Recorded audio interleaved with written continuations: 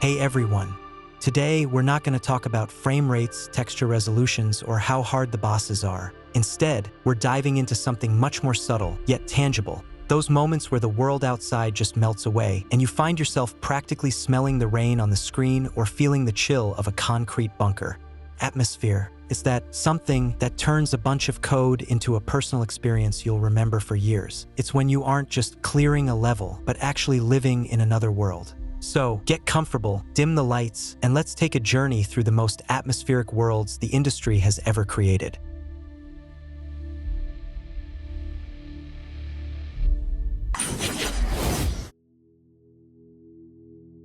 Let's start with Red Dead Redemption 2. Rockstar built a world that doesn't revolve around the player, it just exists.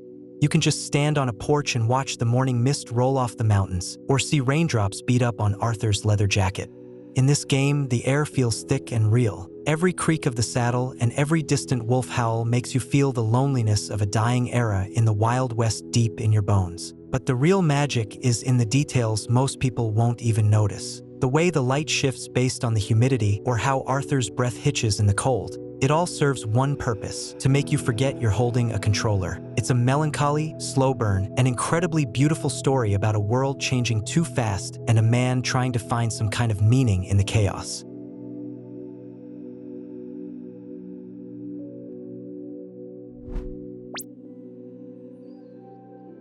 Ghost of Tsushima. This is arguably the most visually poetic game of the last few years. Here, nature isn't just a backdrop, it's a character. Instead of the usual UI arrows, you're guided by the wind as it sweeps through endless fields of golden grass and carries cherry blossom petals through the air. At some point, you'll catch yourself forgetting the objective just to watch the sun set over the horizon, turning Tsushima into a living canvas of classic Japanese cinema. The game's atmosphere constantly balances zen-like peace with brutal violence. One minute you're composing a haiku by a quiet lake, and the next, you're standing in the middle of a scorched village where only the ring of steel and the sound of rain break the dead silence. It's a true love letter to samurai culture and the Kurosawa aesthetic.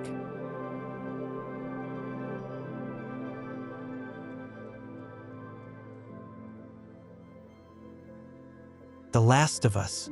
In this game, the atmosphere hits you on a purely primal level. It's not just a zombie post-apocalypse, it's a world of quiet catastrophe. You'll walk into an abandoned house, see a layer of dust on a child's toy or a forgotten note on a fridge, and you can literally feel the weight of everything that was lost. Nature hasn't just reclaimed the cities, it's grown through them, creating a strange, haunting beauty. Silence is both your best friend and your worst enemy, where every rustle or distant clicking sound makes your heart jump into your throat.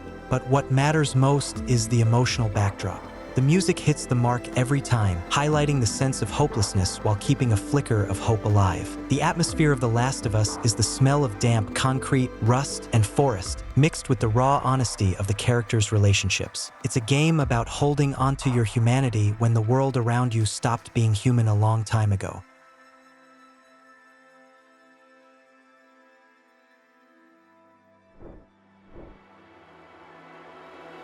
Hollow Knight, Silksong. The atmosphere here has shifted from dusty, forgotten caves to something more vibrant, yet hauntingly elegant. The kingdom of Farloom feels like a living, dangerous machine where everything, from the sound of silk to the ring of steel, builds a sense of a vertical adventure.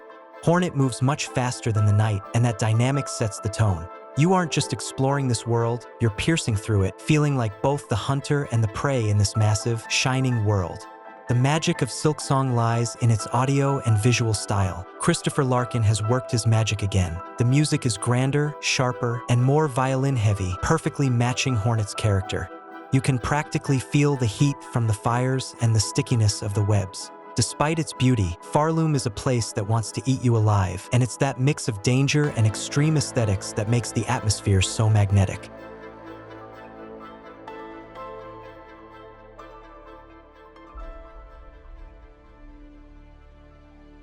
Hogwarts Legacy.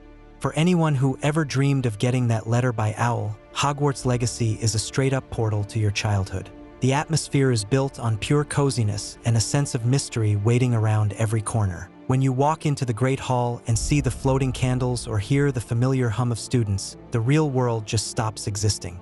The developers did an incredible job making sure the castle didn't feel like a movie set. It feels alive, changing with the seasons. That feeling of a home where magic is real is a perfect 10 out of 10. But the best part starts when you step outside. Flying your broom over the forbidden forest at sunset or walking through a snow-covered Hogsmeade creates that vibey atmosphere we love this universe for. Even just standing on top of the astronomy tower, looking at the distant lights of the valleys, is an experience in itself. It's the perfect realization of a fairy tale.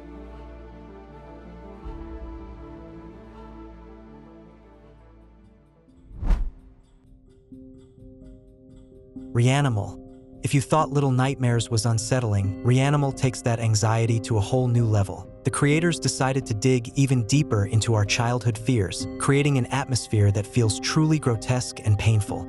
The world looks like a nightmare come to life, where everything familiar has been twisted into something unrecognizable. The creepy, anthropomorphic creatures and the suffocating environments make you feel like cold, unblinking eyes are always watching you. Whether you're traveling by boat through dark waters or creeping through ruins, every splash and rustle will have you on edge. There are no bright colors here, just muted tones, grime, and a sense of total hopelessness. It's a game about fragility and fear, where you feel tiny and defenseless against a massive, distorted world.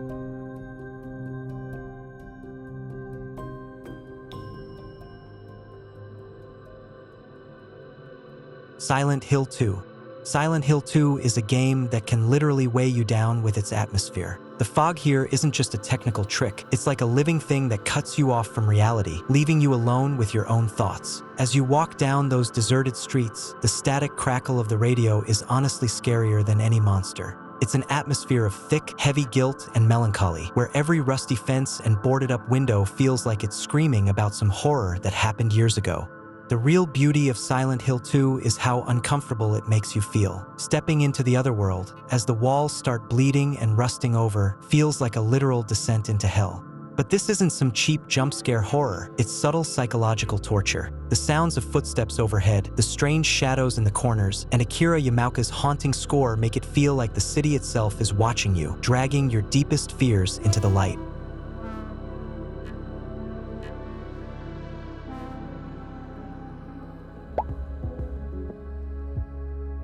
Remnant 2. Remnant 2 is a total gift for anyone who loves the atmosphere of the unknown. Every time you step through the world's stone, it's a leap into a completely different world.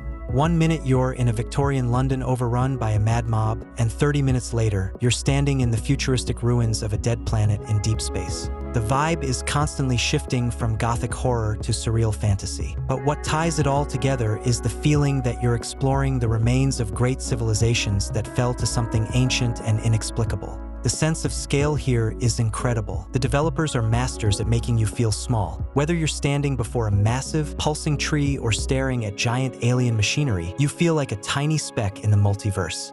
The sound design pulls its weight too. The whispering roots, the grinding of metal, and those epic boss themes make every journey feel like a grand, yet doomed adventure.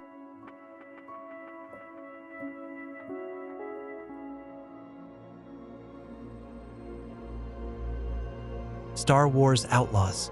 Star Wars Outlaws is probably the most lived-in take on this universe we've seen in a long time. There's no Jedi melodrama or frontline wars between the Empire and the Rebels. Instead, Outlaws captures the spirit of the dusty backroads and criminal deals on the fringes of the galaxy. You can practically feel that space western vibe, racing your speeder across an endless savanna with the wind whistling in your ears, feeling that true sense of outlaw freedom.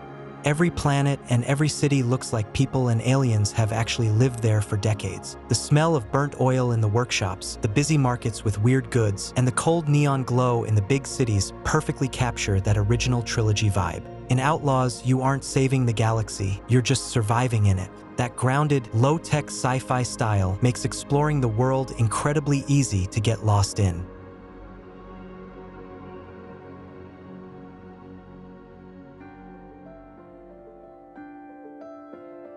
S.T.A.L.K.E.R. S.T.A.L.K.E.R is probably the most unique take on the cyberpunk genre. We're used to seeing these worlds through the eyes of mercenaries or hackers, but here you're just a regular ginger cat. And that changes everything. The game's atmosphere is built on the contrast between a cold, neon-lit fortress city and the warm, graceful movements of a small animal. You aren't just running across rooftops. You're feeling the world through tactile details, the satisfaction of scratching an old rug, curling up on a robot's lap, or hissing in terror at the Zerks in a dark alleyway. This sunless city of robots feels like both a graveyard for humanity and a cradle for a new kind of life. The sound of dripping water in the sewers, the hum of old transformers, and the melancholic electronic score create a sense of bright sadness. You're the only living thing in a world of metal and plastic, and that distance makes every purr or leap across a pipe feel incredibly atmospheric.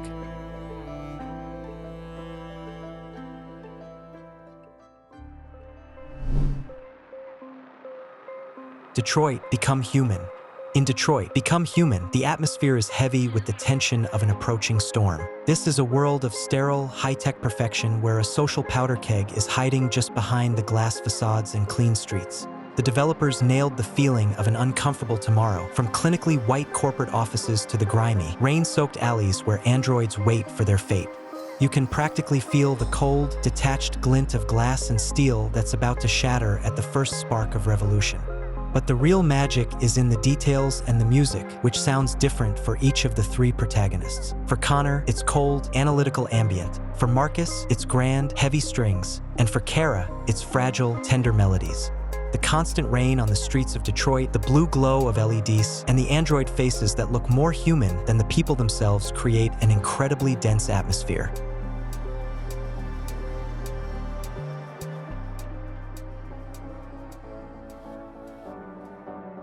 Pacific Drive. Pacific Drive is easily the strangest and most atmospheric car game out there. Picture this. You're trapped in the Olympic exclusion zone, where the laws of nature have completely lost it, and your only friend and protector is a beat-up old station wagon. The vibe is soaked in occult science and 80s retrofuturism. You're driving through a misty forest, the dashboard glowing with a cozy green light, while weird anomalies outside try to tear your car apart piece by piece. The heart of the game is its tactility. You're manually starting the engine, shifting gears, and swapping tires in the middle of a radioactive downpour. Over time, your car starts to feel like a living thing with its own quirks. The sounds of the cassette player, the rhythm of the wipers on the glass, and the eerie hum of the anomalies create an incredibly thick atmosphere of a post-apocalyptic road trip.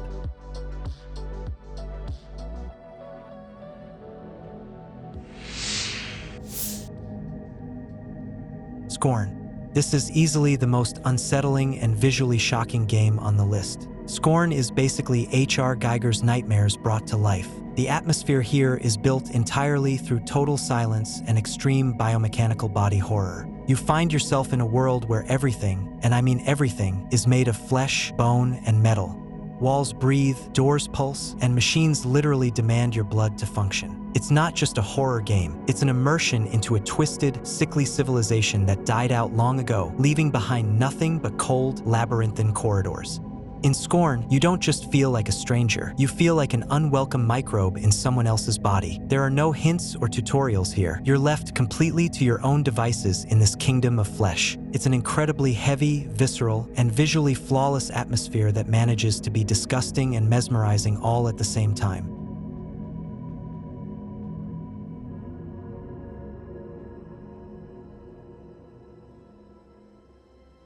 Cronos, The New Dawn. Cronos drops you right into an Eastern European retrofuturistic world that feels like a gritty mix of BioShock and classic survival horror. You play as a traveler in this bulky protective suit that looks like a vintage deep-sea diving rig trekking through the ruins of 1980s Poland. After an event called The Change, the world turned into a surreal nightmare where familiar Soviet-era apartment blocks are overgrown with organic rot and bizarre machinery. The strongest part of the atmosphere is the time manipulation and the sense of total isolation. You're jumping between eras trying to save people from the past, and that contrast between the living 80s and the dead, gray future creates insane tension. The haunting silence of abandoned apartments, the screeching of metal, and the realization that you're the only living human in this strange place. It honestly chills you to the bone.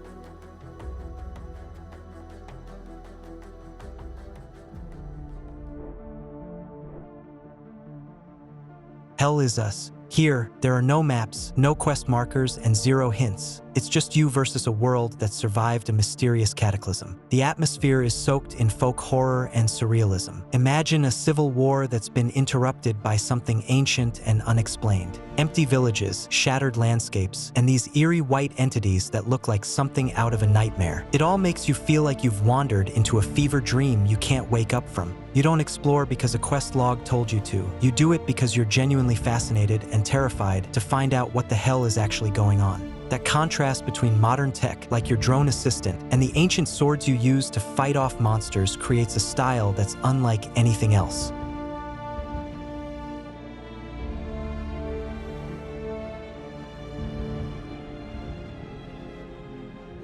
Alan Wake 2. If the first game was like Twin Peaks, Alan Wake 2 is a full-blown Stephen King fever dream. The atmosphere is split into two distinct halves. On one side, you have the damp, foggy forests of Washington State, where darkness hides under every bush. On the other, you have the surreal, neon-soaked New York of the Dark Place, which looks like a noir film that's lost its mind. This is a game where you physically feel the tension, where your flashlight is the only thin barrier between reality and absolute madness. Remedy really outdid themselves with the details here. The multimedia approach, incorporating live-action video directly into the game, creates an insane level of immersion. The sound design is dialed to 11 too. Every rustle of paper, every whisper from the shadows, and those sudden musical stings will have you constantly looking over your shoulder.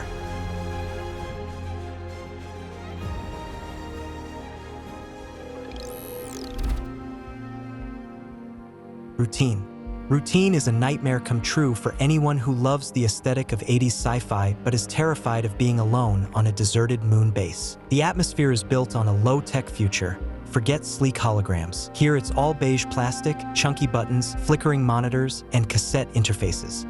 This heavy sci-fi where every corridor feels like a trap. Instead of a gun, you're holding a clunky engineering tool that takes forever to recharge and constantly glitches out. When you hear the heavy clanging of metal on metal at the end of a dark hallway, that's not just a sound, it's a signal that something is coming for you. The game masterfully preys on your sense of isolation and claustrophobia, making you feel like a tiny speck of dust in a dead industrial complex on the edge of the moon.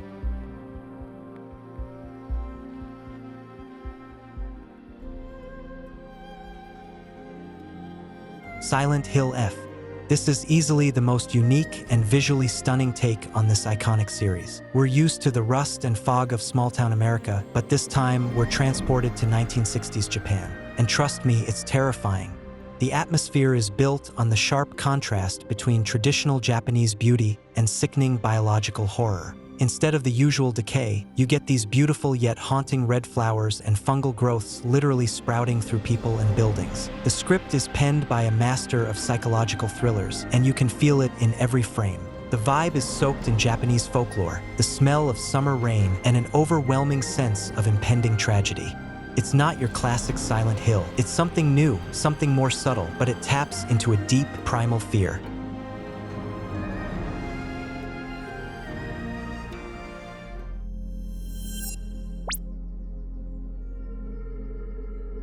S.T.A.L.K.E.R 2.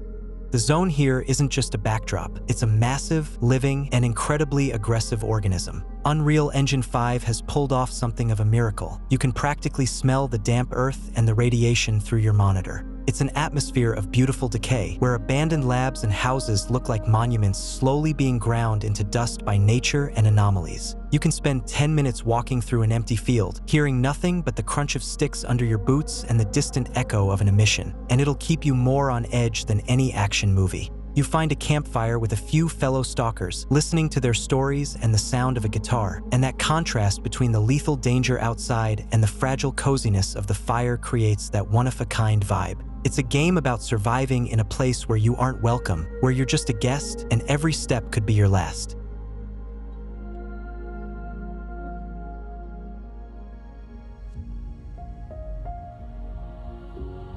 Death Stranding. To wrap up this list, we have to talk about the most scenic game of the modern era. In Death Stranding, the atmosphere is the star of the show. It's a post-catastrophic world that looks like Iceland on its most melancholic days. Endless cliffs, moss, black sand, and pouring rain. Here, it's just you against nature, and every step across this silent wasteland feels physical. You aren't just walking, you're conquering the terrain, and that struggle creates this incredible sense of being connected to the world. But the real catharsis happens during those long treks when a track by Low Roar suddenly starts playing. In that moment, the game turns into pure art. As you hike up a mountain and the camera pulls back to show the sheer scale of your loneliness, you just kind of melt into that beautiful, light sadness.